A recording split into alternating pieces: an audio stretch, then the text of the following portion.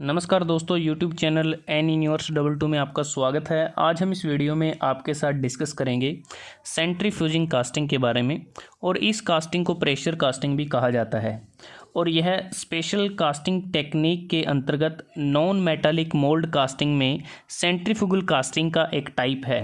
क्योंकि centrifugal casting 3 type की होती है: true centrifugal casting, semi centrifugal casting और सेंट्रीफ्यूजिंग कास्टिंग, जो आज हम इस वीडियो में डिस्कस करेंगे। और जो सेंट्रीफ्यूजिंग कास्टिंग है ये प्योरली सेंट्रीफ्यूगल प्रोसेस नहीं होती और इस कास्टिंग का प्रयोग हम करते हैं जो इर्रेगुलर या फिर नॉन एक्सिसिमेट्रिकल प्रोडक्ट होते हैं, जैसे योक, वाल्व, बॉडीज़, प्लग इत्यादि को बनाने में इसका प्रयोग किया जाता है। अगर हम बात करें कि सेंट्रीफ्यूजिंग कास्टिंग में कैसे इसको किया जाता है, अगर आप इस डायग्राम को देखें तो यहाँ पर आपको नज़र आएगा कि ये एक स्पिंडल है। स्पिंडल के ऊपर एक रोटेटिंग टेबल है जिस पर हमने फ्लास्क को रखा है। क्योंकि फ्लास्क के 2 भाग होते हैं, अपर पार्ट को कोप कहते हैं और लोअर पार्ट को ड्रैग कहते हैं, जो आपको इस डायग्राम में नज़र आ रहा है। और यहाँ पर ये एक सेंट्रल स्प्रू है और यहाँ पर ये रेडियल रनर और गेट्स बने हुए हैं।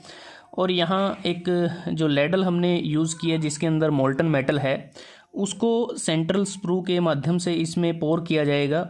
और इसके बाद ये जो रेडियल रनर और गेट्स बने हैं, इसके माध्यम से जो मोल्ड बनाए गए हैं, उन मोल्ड में जो मोल्ड कैविटीज़ हैं उसके अंदर मोल्टन मेटल फिल हो जाएगा। तो अगर आप देखें यहाँ पर इस प्रोसेस में हम नंबर ऑफ जो मोल्ड कैविटीज़ हैं वो बना सकते हैं एक ही मोल्ड के अंदर। और ये अलग अलग पार्ट आपको नज़र आ रहे हैं। अगर आप देखें कि cope and drag, cope and drag, cope and drag, मतलब कि जब हमें मास प्रोडक्शन करनी होती है या कह सकते हैं कि हाई प्रोडक्शन रेट चाहिए, तो उस समय क्या करते हैं कि हम मल्टीपल लेयर बना देते हैं कि एक मोल्ड के ऊपर दूसरा मोल्ड, दूसरे के ऊपर तीसरा मोल्ड। तो इस प्रकार से अगर हम कहें कि एक सिंगल मोल्ड में हम तकरीबन 150 स्मॉल कास्टिंग को बना सकते हैं। और इस प्रकार जो मेथड हम यूज़ करते हैं कि एक मोल्ड के ऊपर दूसरा मोल्ड, तो ये हम जो स्मॉल साइज़ की जो कास्टिंग होती हैं तो उसकी हमें जब हाई प्रोडक्शन करनी होती है तब ऐसी अरेंजमेंट की जाती है और उसको हम स्टैक मोल्डिंग कहते हैं। स्टैक मोल्डिंग बेसिकली जो क्रिसमस ट्री होता है ना, उसकी तरह ये दिखता है कि एक के ऊपर दूसरा, दूसरे के ऊपर तीसरा।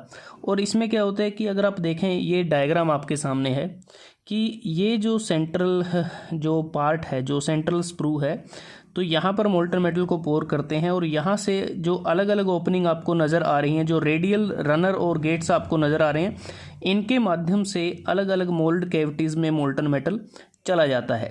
और जो मोल्टन मेटल जाएगा वो तब जाएगा जब हम स्पिंडल को एक मोटर की मदद से रोटेट करते हैं और ये जो रिवॉल्विंग टेबल है रोटेट करती है। और इसके रोटेट करने से क्या होगा कि सेंट्रीफ्यूगल फोर्स इंड्यूस होगा और इस सेंट्रीफ्यूगल फोर्स के कारण जो मोल्टन मेटल हमने सेंट्रल स्प्रू में डाला है, तो ये अंडर प्रेशर वो क्या होगा कि वो अलग अलग मोल्ड कैविटीज़ में चला जाएगा। और यहाँ जो हमने बात की है कि इसमें जो हमारे पास जो अलग अलग मोल्ड कैविटीज़ हैं, इसको हम एक रिवॉल्विंग टेबल की जो फेरी है वहाँ पर इसको हम एक प्रकार से रख देते हैं ताकि इनके मासेस को प्रॉपरली बैलेंस किया जाए। और यहाँ पर इम्पोर्टेंट बात यह है कि इस डायग्राम में जो मोल्ड के जो एक्सिस होते हैं, अगर आप देखें ये जो मोल्ड के एक्सिस हैं और जो इसमें रोटेशनल जो एक्सिस है, ये कभी भी एक दूसरे के साथ कंसाइड नहीं करते, अलग अलग रहते हैं। और यहाँ पर आप देख सकते हैं कि एक डायग्राम आपके सामने ये भी है। और जब हम मल्टीपल गेटिंग की बात करते हैं तो उसको हम एक नई टर्म्स देते हैं जिसको हम कहते हैं अम्ब्रेला गेट। तो इस कंसेप्ट को भी इसमें यूज़ किया जाता है कि मल्टीपल गेट्स का यूज़ किया जाता है, रेडियल गेट्स का। तो इस प्रकार से इसमें वर्किंग होती है। अब बात करते हैं कि जो सेंट्रीफ्यूजिंग जो कास्टिंग है, इसमें हम कैसे क्या क्या प्रोडक्ट बना सकते हैं। क्योंकि एप्लीकेशन की बात की जाए, हमने शुरुआत में बताया था कि इर्रेगुलर और नॉन एक्सिसिमेट्रिकल प्रोडक्ट इसमें बनाए जाते हैं।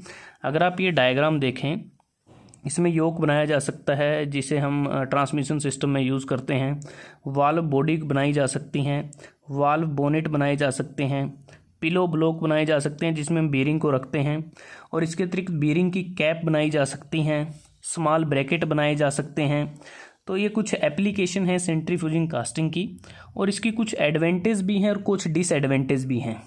अगर हम एडवांटेज की बात करें, इस प्रोसेस के द्वारा हमें हाई प्रोडक्शन मिल सकता है, और जो कास्टिंग हमें मिलती है उसकी क्वालिटी अच्छी होती है, और जो दूसरे मेथड से हम कंपोनेंट नहीं बना सकते इस मेथड से बनाए जा सकते हैं, क्योंकि इस टाइप की जो कास्टिंग प्रोसेस है इसमें स्मॉल साइज़ और इंट्रिकेट डिटेल के साथ जो प्रोडक्ट हैं वो बनाए जा सकते हैं, और इससे जो कास्टिंग बनती है उसको इंस्पेक्ट करना आसान होता है, क्योंकि अगर हम इंस्पेक्ट करेंगे जिससे हमें पता लगेगा कि जो कास्टिंग है उसके सरफेस पर कोई डिफेक्ट तो नहीं है, तो उसको आसानी से हम इसमें इंस्पेक्ट कर सकते हैं।